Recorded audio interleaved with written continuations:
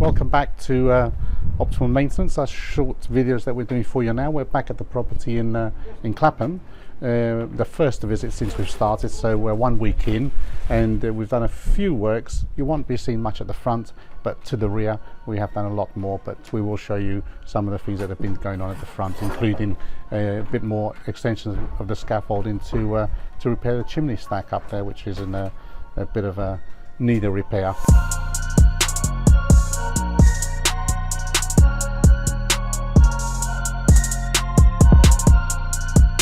We're back on the front elevation on the first floor level. Here we haven't done much at all yet, apart from the filling of the reveals and the mouldings around the windows.